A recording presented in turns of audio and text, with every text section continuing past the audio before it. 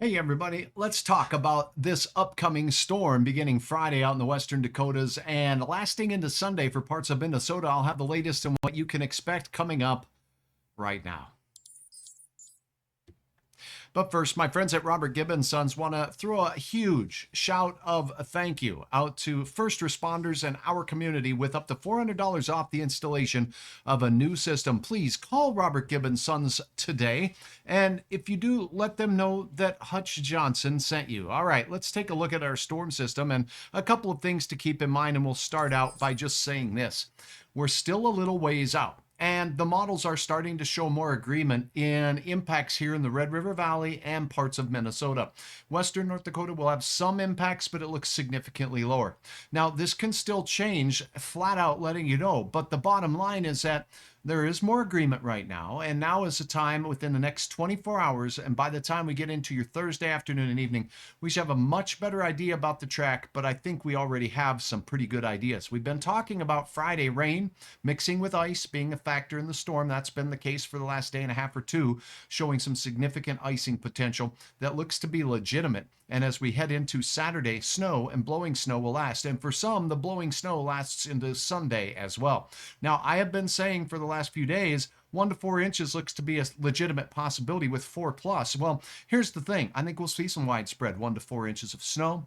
And I also think we'll see some areas that get 4 to 8 inches of snow and even more. I have let these words pass my lips. Colorado lows are our most common producer of 1 foot snowstorms here in the northern plains because they tap into moisture from the Gulf.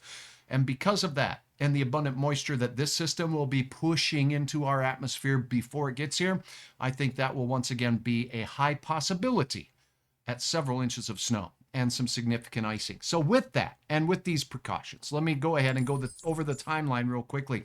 Here's Friday night. Showers of rain and even some thunder, snow, and thunder sleet in the overnight hours. So this is after around 11 o'clock at night, heading into daybreak. That's when we'll have some of the heaviest precipitation in the form of rain. Remember, it's much needed, drought-ridden area. Look at western parts of North Dakota. By Friday evening, this system's out for you. Yes, you could get some light snow, but it certainly does not look too impactful. Now, as we head into your morning hours, this is when the snow band really focuses. Now, this is a look at the European model here, by the way, and it's showing the model guidance, that is, a band of very heavy snow right here. You see that purple? That's flakes the size of Hutch Johnson's face. Them big snowflakes that add up quick, and snowfall rates could be as high as 1 to 2 or more inches per hour that it lasts like this. Notice that heavier snow band is moving out of Fargo at 7 a.m. So ice quickly changes to snow. That band of heavier snow quickly moves out of Fargo, barely touches in Grand Forks, but it does look icy there as well. And the snow will be more long lasting potentially from the southern Red River Valley through parts of west central and north central Minnesota. Let me show you where this puppy goes by the time we get to Saturday in the early evening. Gusty wind will keep blowing throughout much of Minnesota as this storm exits. Here's the heavier band of snow. That is a quick look at the track with this storm system. Heavy snow bands from the American model shows widespread 1 to 4. Anywhere you see the darker blues, 1 to 4 is going to be likely in these areas. 4 to 8 or more in narrow bands that you see showing up in pink, as the models are now starting to be able to pick up on some of the finer details of this. And again, in the next 24 hours, or by the time we get into Thursday night, we should have an even better bet.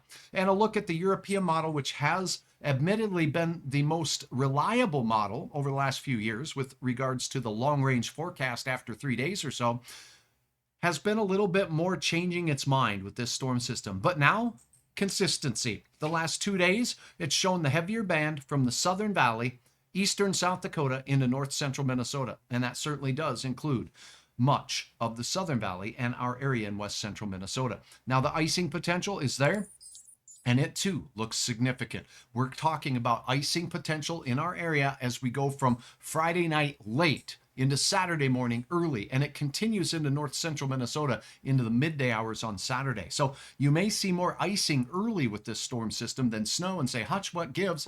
That's what it's looking like right now. So we'll keep you up to date with the very latest on this, but that is a walk through this particular storm system, the timeline, and the impacts.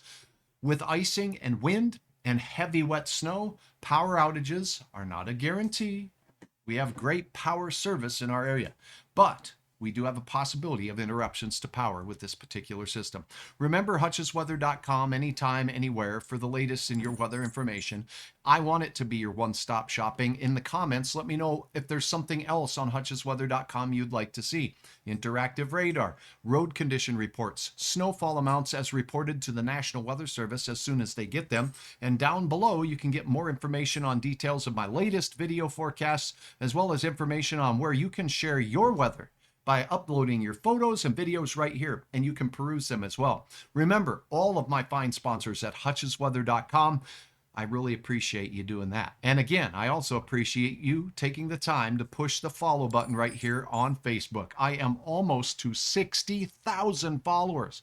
Unbelievable. And in my short time of broadcasting and streaming right here on Facebook, it's doubled since I'm no longer on your television screens. And I thank you. We'll talk again real soon. But for now, have a good evening.